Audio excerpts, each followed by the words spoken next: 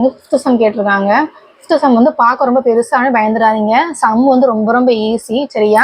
ஒரு கம்பெனியில் வந்து 4 கேட்டகரி ஆஃபீஸர்ஸ் இருக்காங்களாம். யார் யாருன்னா அசிஸ்டன்ட்ஸ் இருக்காங்க, கிளர்க்கு, மேனேஜர், எக்ஸிக்யூட்டிவ் ஆஃபீஸர், மொத்தம் 4 கேட்டகரியில் ஒர்க் பண்ணுறாங்க ஒரு கம்பெனியில் போய். சரியா? இப்போ வந்து 4 டைப் ஆஃப் சேலரி இருக்குமா? 10,000, 25,000, 50,000, 1 lakh கொடுத்துருக்காங்க. ஓகேவா? அசிஸ்டன்ட்ஸுக்கு எல்லாருக்குமே வந்து 10,000 சேலரியா.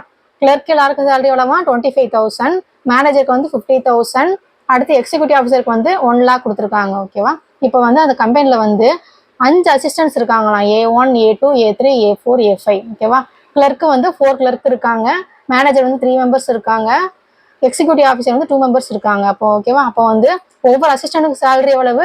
10,000. ஒவ்வொரு கிளர்க்கும் சேலரி எவ்வளவு? 25,000. இந்த மாதிரி நம்ம என்ன செய்யணும்? மேட்ச் பண்ண போகிறோம். இது எப்படி இருக்கும்? நம்ம எப்படி ஆர்டர் பார் எழுதுன்னு பாருங்க.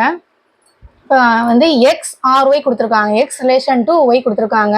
இதில் எக்ஸ் என்னதுன்னா சேலரியா. ஃபர்ஸ்ட் என்ன போடணும்? சேலரியை போடணும். அதுக்கு அடுத்து இது யாருக்கு போகும்னு எழுதணும். சரியா? இப்போ 10,000 சேலரி யாருக்கு போகும்? அசிஸ்டன்ஸ் போகும்னு சொல்கிறோம் பார்த்தீங்களா? அந்த மாதிரி எழுதணும். ஓகேவா?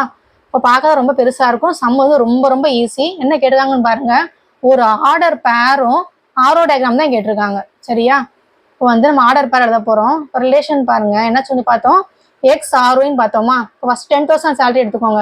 சொன்னேன் 10,000 சேலரி யாருக்கெல்லாம் போகுதுன்னு சொன்னோம்? அசிஸ்டன்ஸ் போகுதுன்னு சொன்னோமா? எத்தனை அசிஸ்டன்ஸ் இருக்காங்க? 5 அசிஸ்டன்ஸ் இருக்காங்க. அப்போ என்ன செய்யும்? ஒவ்வொரு அசிஸ்டன்ஸ்க்கும் 10,000 போகும். சரியா?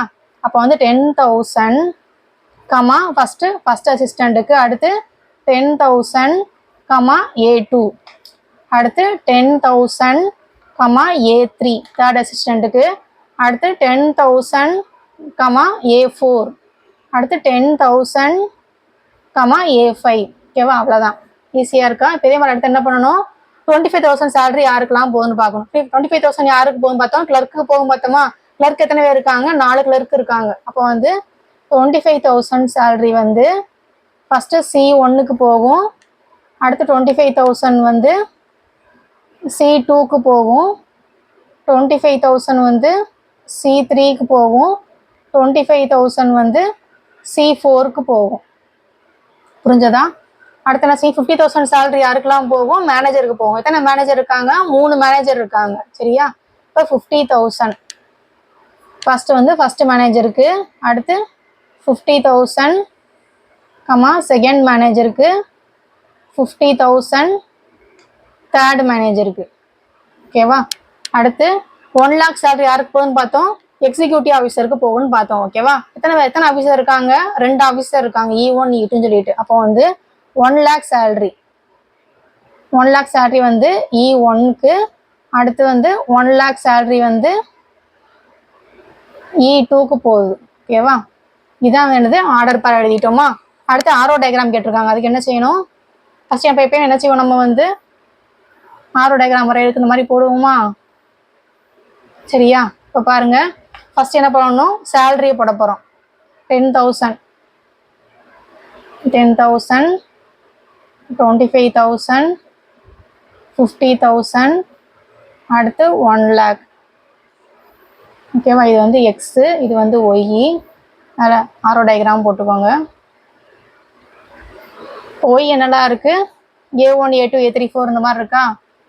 A1, A2, A3, A4, A5, அடுத்து C1, C2, C3, C4, M1, M2, M3, E1, E2.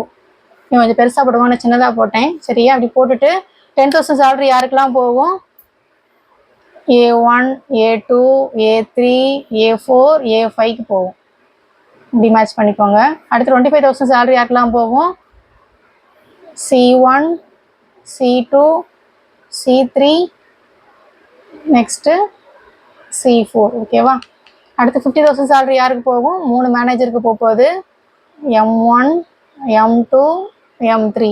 அடுத்து 1 lakh வந்து E1, E2. அவ்வளோதான். ஈஸியாக இருக்கா?